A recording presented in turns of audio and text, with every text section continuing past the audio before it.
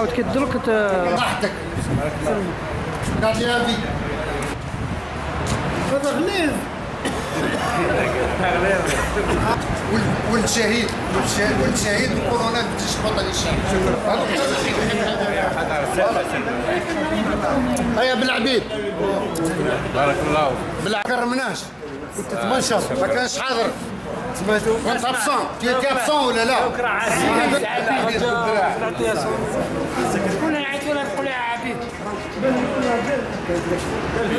هاي هاني نركب له في الوقت صاحي. هاي تشوز. هاو ست شكون؟ عندك هذا البوله مالك المافيا هذا. هاي يا خويا مبروك عليك راك قاضي ابي. ما نديرش انا ما نديرش لا ما نديرش انا حتى الشبيه تاعك هذا تاع الابطال. هذا الانسين تاع الابطال هذا. اسمع خلي وحده محمد شوف انا الخضر. ولا شكرا.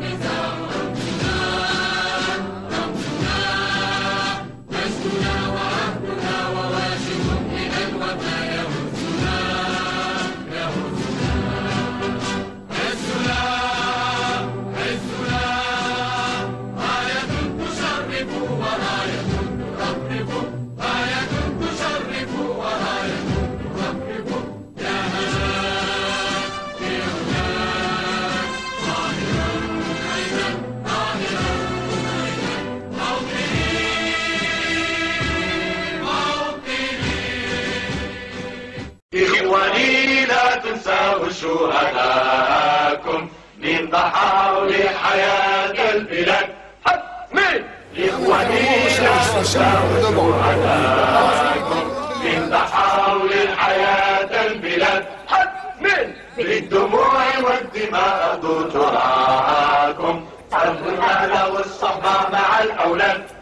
مين؟ صوتهم من القبور يناديكم اسمعوا لهذا الصوت يا عباد.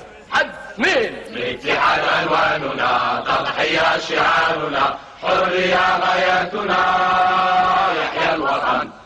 مين؟ للوطن نبيع كل انفسنا لا نرضى بمعيشة الهوان.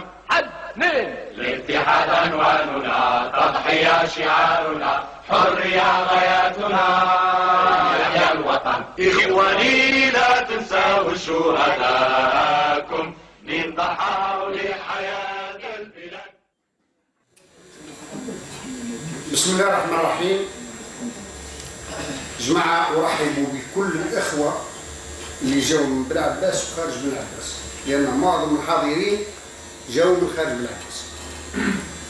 دقيقة صمت ترحم على أرواح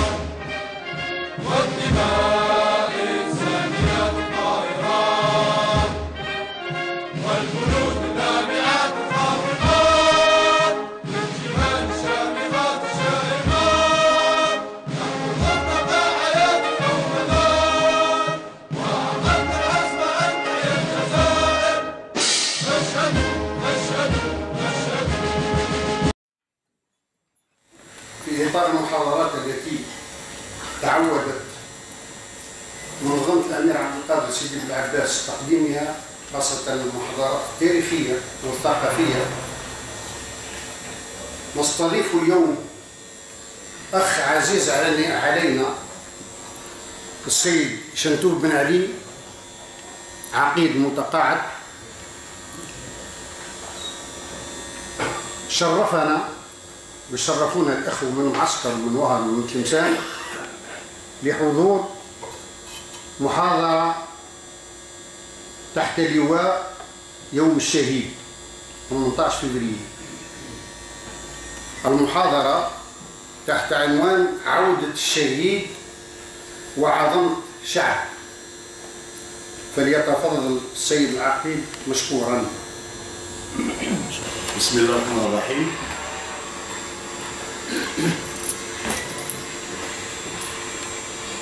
مرحبا بالجميع. تتضمن هذه المداخلة، معيش في الحقيقة محاضرة وإن مداخلة لتجسيد هذا اليوم، مشاركة رمزية من أبناء الشهداء في مدينة سيدي بن عباس، ولكن هذه المداخلة تكون مسبوقة بفيلم وثائقي، واستسمح الجميع مسبقا على عدم الترجمة لهذا الفيلم لأنه مأخوذ من شريط فرنسي، ما بغيناش نديروا له الترجمة، خفنا المعاني تاعو تختلف في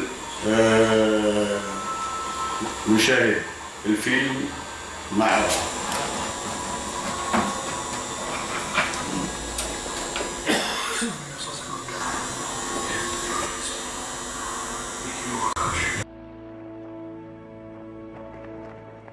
C'est l'aboutissement de tous ces combats et la fin d'une guerre que la France mettra 40 ans. بسم الله الرحمن الرحيم.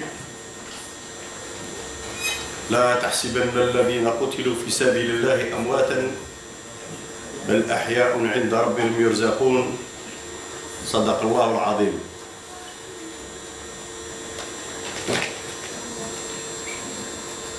في البداية أريد أن أتوجه بالشكر الجزيل لمؤسسة الأمير عبد القادر على دعوتها لنا للمشاركة في الاحتفالات باليوم الوطني للشهيد، وهذا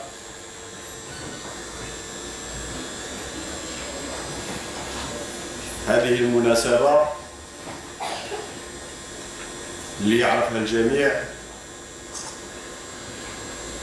ماناش عاطيلها المكانة تاعها الحقيقية، وخير دليل على ذلك هو ترسيمها في سنة 90 من 62 حتى 90 مدة زمنية طويلة وطويلة جدا في الاعتراف بالشهيد، وهذا يؤسف له. هذه الذاكرة للأسف الشديد، أقولها بمرارة، للأسف الشديد هذه الذاكرة مفقودة بعد 50 سنة. لا تزال هذه الذاكرة مفقودة، وحلقة تخص في تاريخ الجزائر.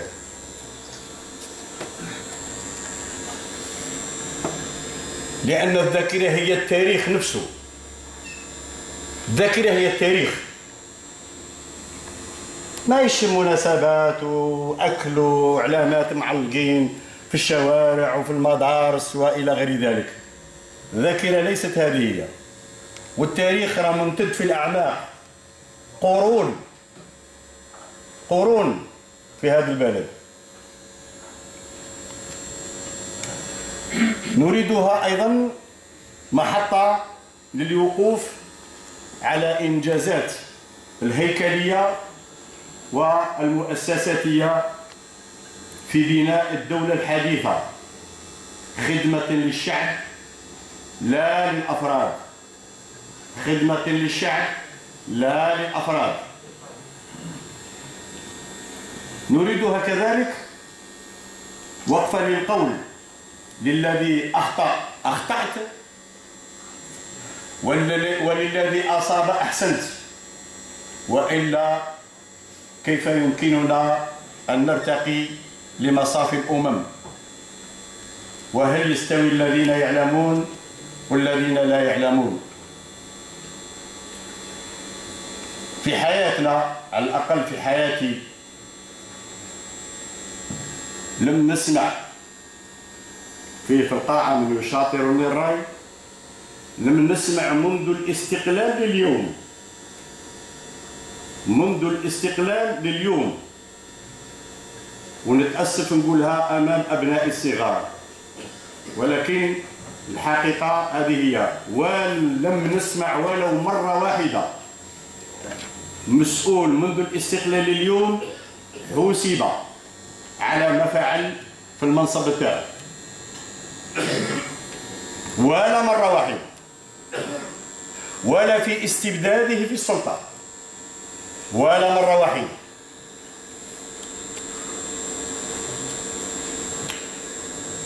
نريدها لحظة لإحصاء ما أنجز وتصحيح ما فشلنا فيه، ولا نريدها أبدا ذكرى لباقات الزهور على النصب هنا وهناك على خطى المستعمرين في احتفالاتهم، ولا نريدها مناسبة تنظم فيها الاحتفالات وتردد فيها الخطابات ونرى فيها من المشاهد الفولكلورية التي تتكرر باستمرار دون أن يكون لها أي تأثير على أجيال ما بعد الاستقلال. وإلا كيف نفسر عزوف شباب اليوم على كل ما تقوم به السلطة في هذه المناسبات؟ لأنه وببساطة لا يزال هذا الجيل يبحث عن ضالته وحقيقة هوته. هذه الهوية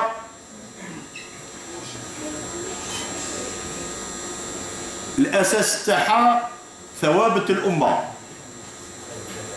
احنا بعد المدة الزمنية الطويلة هذه، بعد المدة الزمنية الطويلة مازال نشكك في ثوابتنا اللي هي اللغة والوطن والإسلام. ولأننا كذلك همشنا هذا الجيل على قضايا الأمة وأخفينا عنه حلقات مفقودة من تاريخه، ولم نشركه في الانتماء لهذا التاريخ المجيد الذي احتكر من طرف أقلية،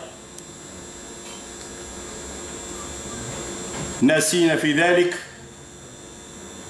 ركيزة هذه الأمة اللي هو الشعب الجزائري، والذي كان هو أكثر مضحي خلال خصوصا الحرب التحريرية.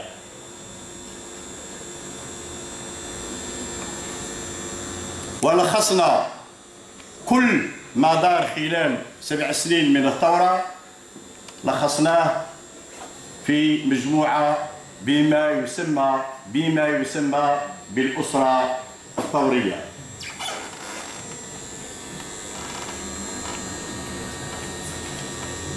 تأتي هذه المناسبة لنذكر أنفسنا ونحن في سياق ذكرى 60 لاندلاع الثورة التحريرية بعودة الشهداء مرة أخرى، ويعودون بدوي قوي نكاد لا نسمع سواه، وخطاهم الواثقة تشق لنا دروب الكرامة. شعب بالدم القاني والتضحيات الجسيمة تصبح اللغة عاجزة عن التعبير، وتبغض المجاملات المعهودة والمقدمات الفارغة، لأننا نستعيد مقومات ومحددات مفاهيمنا، فيصبح خير الكلام ما قل ودل، وتصبح الإشارة أبلغ من العبارة لمن له العبرة. هذه العبارة لم نأخذها من التاريخ الجزائري، لم نأخذها أبدا للآن، لا من الثورة، ولا من 1.5 مليون شهيد، ولا من الاستعمار واستبداده خلال 132 سنة، ولا من العشرية السوداء مؤخرا. أيتها الأخوات، أيها الإخوة، في هذه السنة تتعدد الندوات والمحاضرات والتقارير والمقالات والدراسات والشهادات المتضاربة والصادمة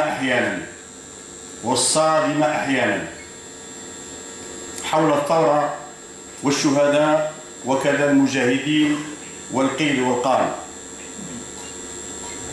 والشعب بائت في حيرة من أمره. وكانت انطلاقات اللحظات الأولى لهذه الظروف هم رجالها الأولون إمكاناتهم ورؤيتهم بعودة أسماء الشهداء: العربي بن مهيدي، مصطفى بن بالعيد، ديدوش مراد، زيرود يوسف، باجي مختار، سويداني بوجمعة، وأسماء البقية من 22 الأكثر حضورا في الجزائر. يعود الشهداء في هذا اليوم ليقفوا على مدى وفائنا لهم، وعلى مدى تمسكنا بالعهد الذي قطعته الأمة، متسائلين إن كانت المسيرة الاستقلالية مطابقة لروح نوفمبر. يعود الشهداء أيضا بجلالهم وقدرهم العالي، وينزلون ضيوفا أعزاء على المتبقين من رفقائهم القادة المجاهدين وعائلتهم، فينتثر من أرواحهم العطرة الطاهرة على وجوهنا ما يكفينا للصحو واليقين. هذه الفترة تعود بنا للأيام الأولى لاستشهاد أجدادنا وآبائنا وأمهاتنا وأخواتنا وأصدقائنا.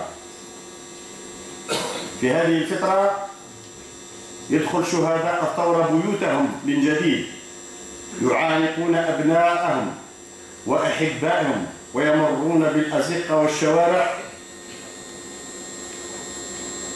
مفتاح قوس هذه الشوارع والأزقة والساحات العمومية وكذلك لازال تفتقر الآن لأسماء الشهداء، 1.5 مليون شهيد.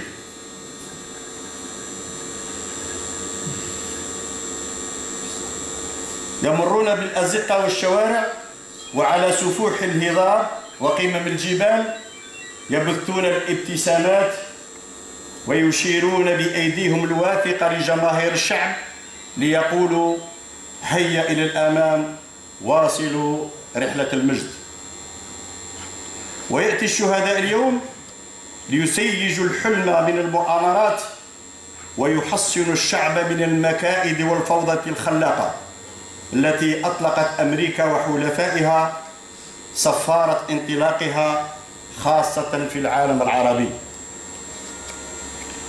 يعود الشهداء ليكشفوا طريق العزة والكرامة أمام طلائع الأمة، ويضعوا على بوابة الغد راياتهم الحمراء، طبعا حمراء بدمائهم الطاهرة، وكذا لرفع مشاعل النور ليتجدد العهد مرة أخرى.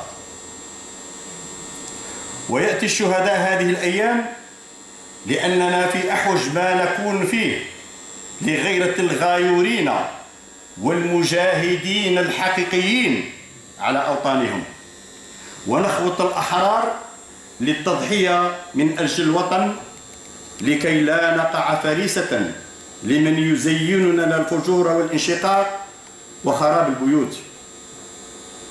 يعود الشهداء وهم أحياء عند ربهم يرزقون، وببركتهم تزهر الجزائر ولا تزال تقاوم وتسمو إلى عنان السماء كرامة وافتخارا رغم ما أصابها من مصائب ومكائد وهزات. يعود هذا الفخر والاعتزاز بشهدائنا في كل مرة لشعب اسمه الشعب الجزائري، ولولا احتضانه للثورة قلبا وقالبا وتحمله لكل المحن من تشريد وترحيل وتمزيق وتجويع وقتل وقمع وسلب، لما كرم هذا الشهيد بالجنة. ولولاه ما انتصرت الثورة، ولولا هذا الشعب العظيم أنت والآخرون لما بقيت الجزائر واقفة صامدة لما يحدث يوميا بداخلها من تناقضات وممارسات وغليان شعبي ونهب للثروات وتهريب وتبييض للأموال وتشويه للثورة، وكذا الحراك الاجتماعي والسياسي في مناخ إقليمي ودولي مكهرب ومدى تأثيره علينا. مع كل هذا لا يزال الشعب يرفض الانسياق والاشتعال، لأنه يدرك جيدا أن الانعكاسات ستكون عليه سلبية لا محالة، مع العلم أنه كان الأكثر معاناة خلال العصرية السوداء.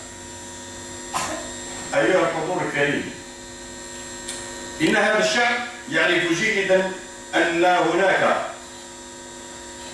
خارجين يتربصون، أعداء خارجيين يتربصون بنا، وداخلين من رجالات الخفاء والانتهازيين والطفيليين والمنافقين ممن يراهنون على الأجنبي لتحريك مخططاتهم ليحققوا أحلام الأمس واليوم، إلا أنها بقيت جميعها مخططات على ورق قابلة للاحتراق في أي وقت يريد الشعب أن تحترق فيه. فليحيى هذا الشعب العظيم. أنسنا اليوم ونحن في هذا الحراك العالمي أمام فرصة تاريخية مثل تلك التي عشناها منذ 60 سنة. ألسنا في حاجة إلى أن نستعيد وعينا، وبأن حاضرنا ومستقبلنا إنما تصنعه إرادة شعب واثق في رعاية الله ونصره. ألا يكفي ذلك لمنحنا كل الأمل في الانطلاق إلى آفاق أفضل واحتياطنا البالي في أحسن الأحوال. ولكن أيها الإخوة والأخوات، لا يمكن لثورة كبيرة كثورتنا أن يكتمل نجاحها بدون ثورة في الذهنيات. ثورات تقتلع الاستعمار الحقيقي من العقول المجمدة، وثورات تغير بها النفوس. فمرت السنوات وحول بعض هذه الثورة العظيمة بشهادة العالم إلى بطاقة عبور نحو الدنيا، وحولتها مجموعة إلى سجلات تجارية، وآخرون احتكروها ونسوا المليون ونصف المليون شهيد والعهد الذي قطعوه معه. وبين هذا وذاك لا زالت الأمة تنتظر ثمار ثورتها، مما أدى بنا هذا كله إلى جيل لم يعد يرى ولو عن سوء تقدير في إنجازات الثورة المتغنى بها إنجازات لا معنى ولا جدوى لها. ويعود السبب في ذلك أولا إلى انحرافنا على مبادئ نوفمبر وقرارات مؤتمر طرابلس التي قامت عليها الثورة. فهذه المعادلات تمخضعت عنها في النهاية إخلالات في التوازنات الاجتماعية، وخلق اضطرابات وفوارق عمودية وأفقية واسعة، وتصدعات في البنية الاجتماعية، وبروز عقليات متطرفة جديدة في غياب الحوار الجماعي والذي سنه الإسلام، مما يوحي بعاصفة آتية إذا لم نستدرك أخطاءنا ونصحح مفاهيمنا مفاهيم مشروع مجتمع واضح المعالم للدولة الحقة أساسها الاستثمار في الفرد وتعليمه. لأن أحوالنا اليوم لا تختلف كثيرا عن أوضاعنا عشية اندلاع الثورة، على الأقل من جهة افتقارنا لمشروع وطني جامع قادر على تحريك المياه الراكدة وكسر الجمود السياسي الذي يعطل بناء دولة مؤسسات مستقرة وضمان التداول الآمن على السلطة، وبناء اقتصاد جديد يحول ريع النفط إلى مصدر للصناعة المستدامة للثورة ولفلاحة إنتاجية منافسة وكافية، وتنظيم وتوزيع عادل لها يضمن السلم الاجتماعي الحقيقي لا بتوزيع الأموال هنا وهناك، ويحمي بالتالي الجبهة الداخلية من عبث العابثين، ويطمن أجيال ما بعد الاستقلال تجاه حق المشاركة في صناعة المستقبل. ولنا في ذلك كل الإمكانات المادية والبشرية لرفع التحدي وتحقيق المبتغى المنشود، وهو الاستقلال الحقيقي كما انتزع السلف الصالح حريتها وبأبسط الوسائل، ولكن كان بإيمان راسخ وعبقرية. المجد لشهدائنا الأبرار، العزة لأمة أنجبتهم، ورخاء لشعب احتضنهم، وتولى الله جميعا برحمته. والسلام عليكم ورحمة الله وبركاته. انتقل بالشكر إلى السيد شنتور بن علي، ضابط سامي سابق في الجيش الوطني الشعبي وابن شهيد، في موضوع اللي قدمه السيد شنتور بن علي. من ان بو دو دون طون مولان. الصباح في الاذاعه الجزائريه قالوا للشبان ميكرو تروطوار، عطينا 5 تاع الاسم تاع الشهداء، حتى واحد ما جاب 5 فهمتي؟ قال لهم عطونا 5 تاع لي جوار دو فوتبول كاع يجبدوهم. هذه ثقافه فهمتي، وهذه هي لا سوسيتي ديالنا. Il y a eu un communiqué sur le journal d'ailleurs البارح. أنا je pense يعني il faut le prendre à la base.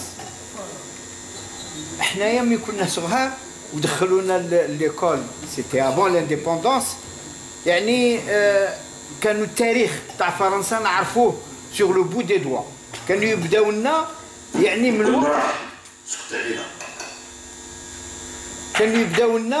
من وقت يعني نو زونسيتر تي لي غولوا. رانا نلاحظ ويجيبوا لنا التاريخ نتاع فرنسا يعني خطوه خطوه خطوه، يعني 1789 لا ريفولوسيون سوسي سولا. ولكن الان في المدارس نتاعنا التاريخ يعني باش هاد كان زميلي معايا يعني في درنا تاني واحد ندوه المحامين نهار السبت. يعني هاد الجيل تاعنا دو نوفوز افوكا ils sont pas venus. يعني جبدنا على التاريخ تاع الجزائر.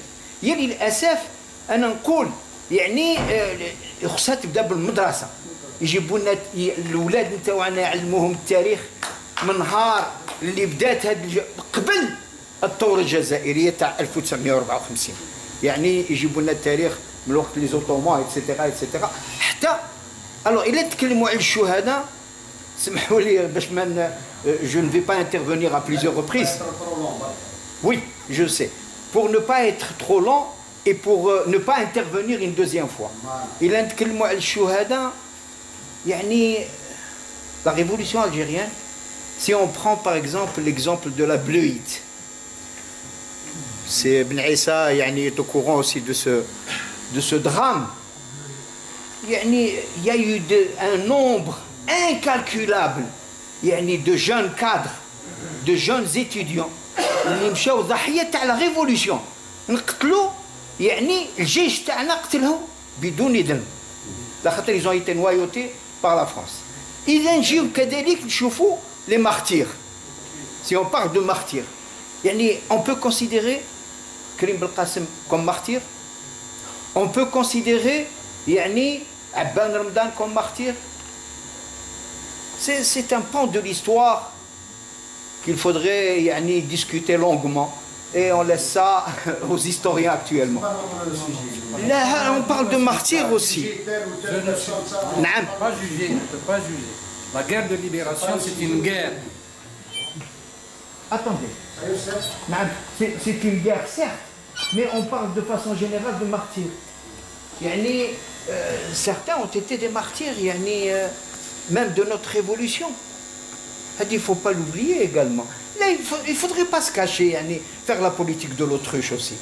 Il y a eu des martyrs, يعني الشهداء اللي ماتوا وكذا وهذا. ولكن il y a eu des martyrs aussi de notre révolution également. نحترموا الشهداء. والسيد هذا مثقف. هذا الأستاذ مثقف ويعرف القانون. هذو شهداء بمعنى الكلمة، خلصوا على القانون الداخلي تاع الثورة. ينعد شهيد لخاطر خلص دار غلطة داخلية. سي با انترات ما تقول شهيد ونص. عبان رمضان شهيد ونص. وكريم بالقاسم شهيد ونص. ما يخلطوناش يقعدوا يديروا لنا الديكماغوجي منا كانوا يقعدوا نتحاسبوا على عاد واحدين كانوا ضد الثورة. كانوا ضد الثورة وحملوا السلاح دخلوهم باللي كون كوا زعماء الثورة.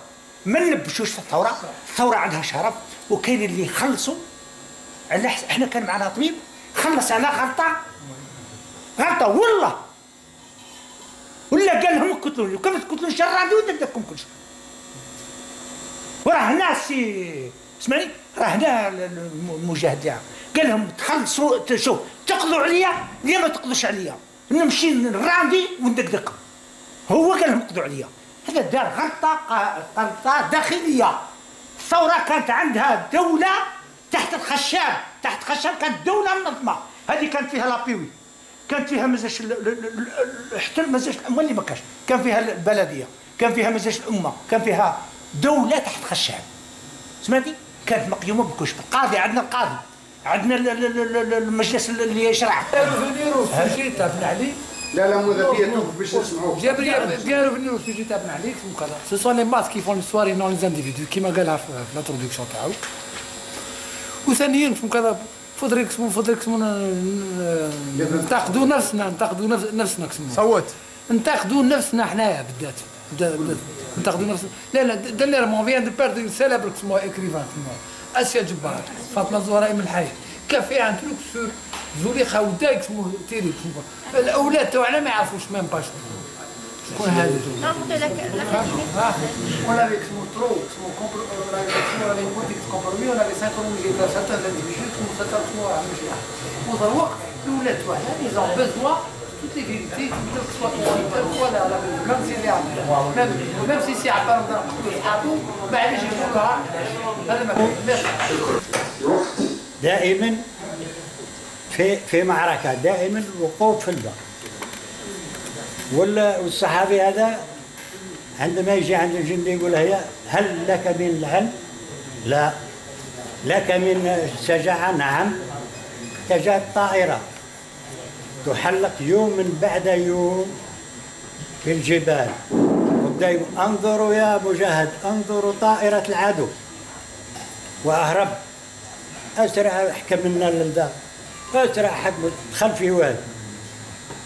ها هو يوم العلم راهم نشوفوا أبنائنا في الشوارع، ها هي الجامعات. بارك الله فيك. بسم الله الرحمن الرحيم. بكل حال بودي نشكر العقيد على المداخلة جريئة. أنا نكيفها نقول جريئة. Mais il faut de l'audace pour dire ce que vous avez dit. هذه من جهة. السؤال اللي ممكن ينطرح كاستخلاص من المداخلة القيمة نتاعك، وهو تسمحوا لي جو في ميتر لو بي دون البلا، هل فعلا استكملت الجزائر استقلالها؟ إذا كان نعرف الاستقلال بوجود العلم الوطني يرفرف على هذا المبنى، إذا كان نعرفه بقسما اللي استمعنا إليه بخشوع، إذا كان نعرف الاستقلال بكل ما أنجز ولا ينكره إلا جاحد من 1962، نقول نحن مستقلون. احنا الشاب نتاعنا مولا 17 سنة 18 سنة يعني قلد في فرنسا. إذا هذا من خلال التعليم أولا استقلالنا ناقص، من خلال تعليم التاريخ على الخصوص، إلى يعني القادة نتاعنا يعني مثل نوستين كانوا تقريبا شركاء كومبليس في هذا لوفر دو ديبيرسوناليزاسيون دو بوبل الجيريان، حتى أصبح الشاب لا يثق في الثورة. والآن الأمور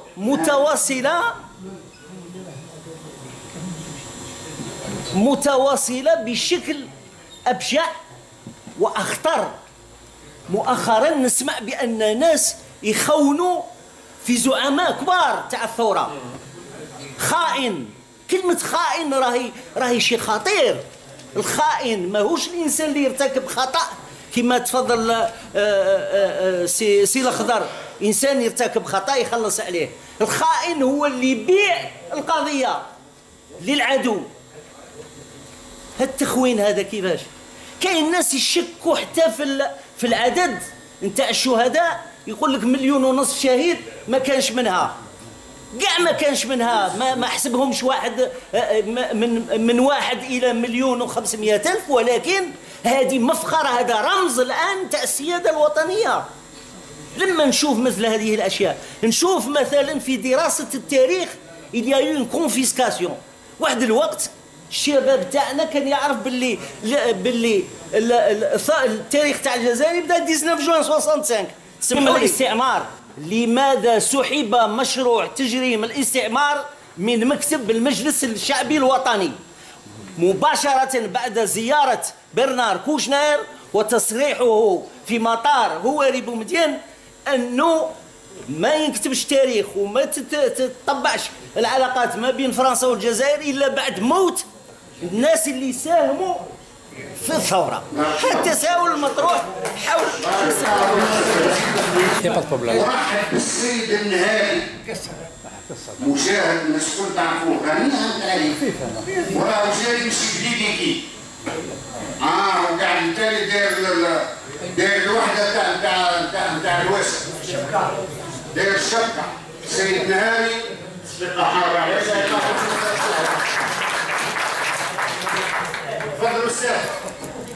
شكرا سي بودغا. على كل حال بكل صدق اولا استسمح واطلب السماح من سي شنتوه بن علي، لاننا نظن والله اعلم على حسب ما احنا نسمعوا من هذه التدخلات يبان لي كاين ان ديكالاج، نسموه ديكالاج، انزلاق على في لو تيتر تاع المداخله، وهو المشاهد. سمعت انايا كل شيء ما سمعت الشاهد سوف لو سوجي، سوف لو سوجي. يعني جميع انواع متلونه في المتداخلات تاعها، وكاننا احنا في مسرح وكل واحد يجي باش يبين الراي تاعو، ولكن نسينا بلي لو تيتر اليوم الشهيد شكون؟ اولا سي شنتوف، اولا اسمح لي، واش هي الشهيد؟ لا كيسكو سي لو شهيد؟ منين جايت كلمه منين جايت كلمه شهيد؟ لانكم بديتوا انتم الكلام تاعكم تاع العسل، ولا تحسبن الذين قتلوا في سبيل الله والحياء عند مظلوم نسقول، وانت يعني عاشرت هذه الايه هذه كانه باش نفكر هادو نهار اللي استقلينا واحد النغمه كانت يا محمد مبروك عليك الجزائر رجعت ليك، هذه فهموها سهل. يا محمد شكون محمد؟ الجزائر. فضلك يوم الشهيد c'était en 90. C'était en 90. S'il vous plaît, جماعة, s'il vous plaît. On a demandé officiellement les années 70 que la journée du Shahid soit le 8 mai 45 sans autant pour toucher l'association de 1945.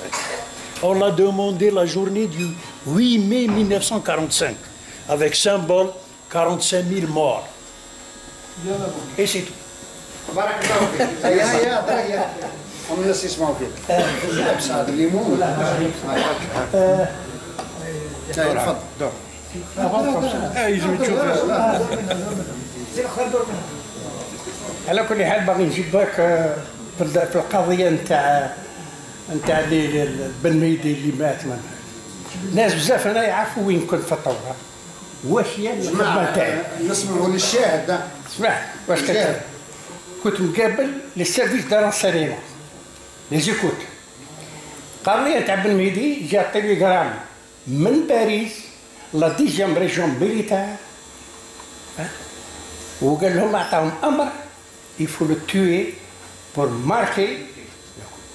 هذا تليغرام فتوى لا، وهذا الشيء اللي كنت باغي نقول. دونك في شاهد نسمع الشهداء بعد. تفضل شيخ.